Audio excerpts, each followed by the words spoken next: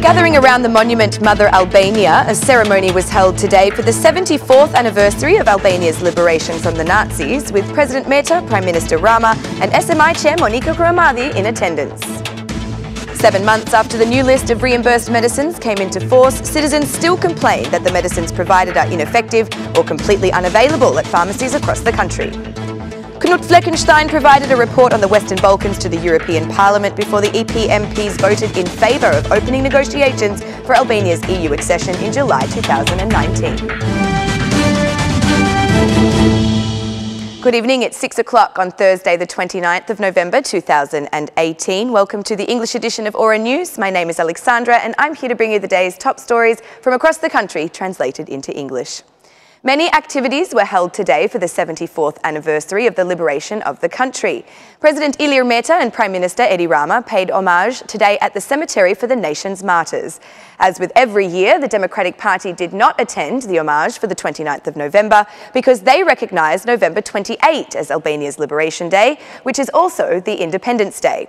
The 29th of November also created a separation of ideals for the opposition, as the chair of the SMI, Monica Gruamadi, together with the SMI MPs, attended the ceremony for the martyrs, unlike Lulzim Basha and his DP members.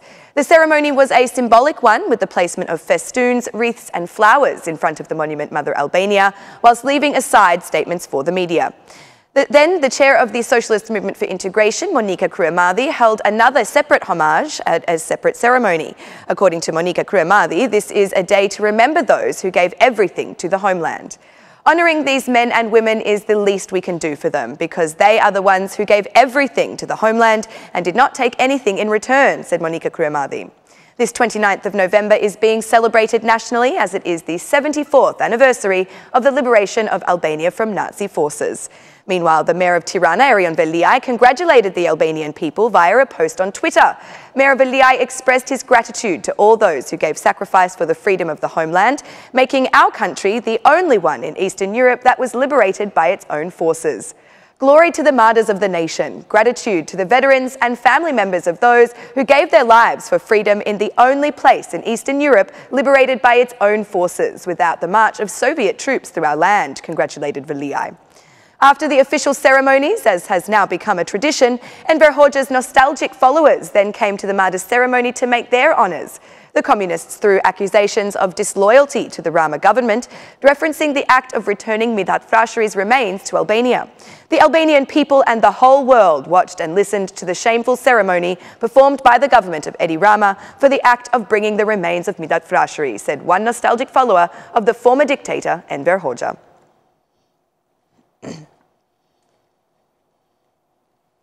At the construction site of the Outer Ring Road, large concrete blocks have been placed, forming a kind of barrier to traffic, but without any signs or signalling as to what traffic regulations should be followed.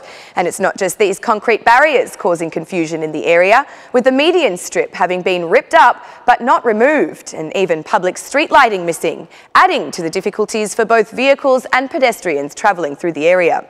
Meanwhile, today work continued on the Outer Ring project in the form of tree removals, paving the way for the construction path. This project is strongly objected to by residents of the area who were united again today in protest.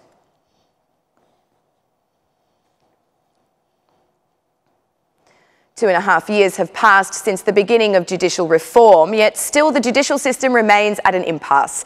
Even the new institutions that will be the base of the system have not yet been constructed. The Constitutional Court and the High Court are not currently functional, while Arta Marku has been acting as the Provisional General Prosecutor for 11 months. Political commentator Afrim Krasniqi says that this long transition to the new justice system is for the benefit of corrupt justice. A number of corrupt judges and prosecutors are using this period prior to them undergoing vetting to commit even more corrupt acts, the result of which is the possibility of a much higher level of corruption than before, said Afrim Krasniqi. As a part of this reform, the Independent Qualification Commission has already dismissed a large portion of judges and prosecutors who have gone through the vetting process, especially for concerns relating to wealth assessments. According to Krasniqi, this system should also be excluding a larger portion of people based on problems with their professional skills. The whole essence of the reform is not only to remove those who are corrupt, but also those who are not true professionals. Thus far, we are really only seeing dismissals based on evidence of corruption. This transitional period may come at a very high cost for Albania, concluded Krasniqi. President Meta has recently proposed Vittore Tusha as the head of the High State Control, which serves to create even more complications for the Constitutional Court and, in effect, the establishment of the Council of Appointments in Justice. This is because Vittore Tusha is one of the only 2 members of the Constitutional Court that remain following the vetting procedures.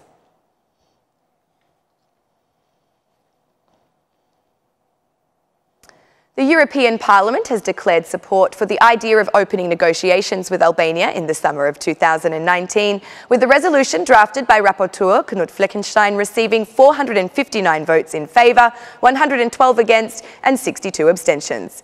The document, drafted by the European Parliament member, points out the progress of our country in the priority areas. It also underlines the importance of maintaining this positive progress, especially in justice reform and the fight against organised crime and corruption. In presenting the report, Fleckenstein stated that the Council of the European Union should keep its declaration in June and approve the opening of the negotiation process for Albania's membership. The establishment of new justice institutions remains an essential issue for the European Union. The report assessed that all the criteria for visa liberalisation has been fulfilled by Kosovo, with Igor Šiltes suggesting it is necessary to proceed to the final step on this issue. Meanwhile, commenting on Kosovo's imposition of a 100% tax on products originating from Serbia, the European Parliament member underlined that debates are not solved by making extreme decisions. During the session, resolutions for Macedonia, Montenegro and Serbia were also approved. Present earlier in the discussion, Enlargement Commissioner Johannes Hahn has been particularly focused on the situation in the region, expressing that the Balkans should remain high on the European Union's political agenda.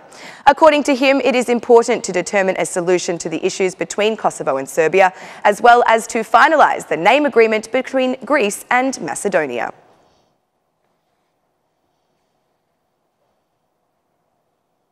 It has been almost 7 months since the government issued its updated list of medicines eligible for reimbursement. However, citizens are still complaining of problems with the scheme.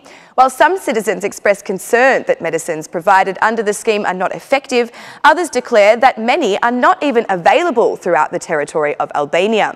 The biggest concern, however, still remains that the cost of acquiring medicines is high for the everyday citizen. Some doctors warn that the list of included medicines is not conclusive enough for many of the citizens' illnesses. Despite the concerns and complaints, Albanian citizens continue to show a preference for medicines that are eligible for reimbursement based upon the updated list.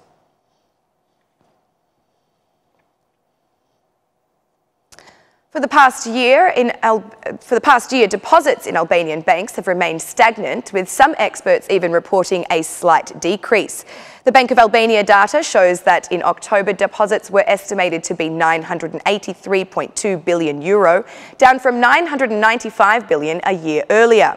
The Bank of Albania argues that the reduction in deposits is a consequence of low interest rates. Tirana occupies more than half of the total deposits in the country. This is likely related to the capital having the largest proportion of the population, but also to the culture in that residents of Tirana have the highest knowledge of the banking system.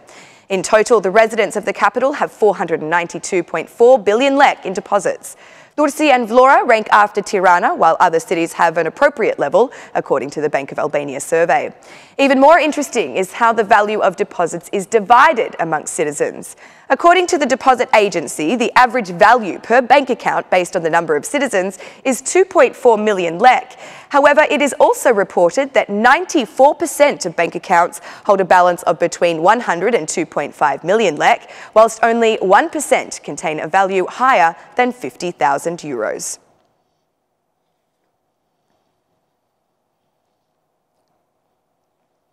The government's proposal to approve an anti-slander law is seen with reservations by media professionals. The head of the journalism department and the head of the Albanian Media Council think that the government proposal does not serve to solve problems in the media. Instead, according to them, the proposal only serves to increase the government's executive power over the media, adding that they believe the anti-slander package would be rejected by international organisations. A few days ago, the head of the OSCE presence in Albania, Bernd Borchardt, stated to the Rama government that the anti-slander package should not be included as part of the criminal code.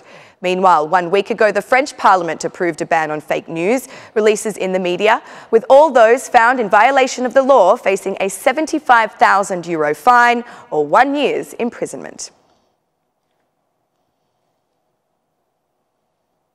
And that's the news across the country today. Thank you for watching our English edition this evening, and be sure to join us again every Monday to Saturday at 6 p.m. for the latest news from Albania. Once again, on behalf of Aura News, thank you and good night.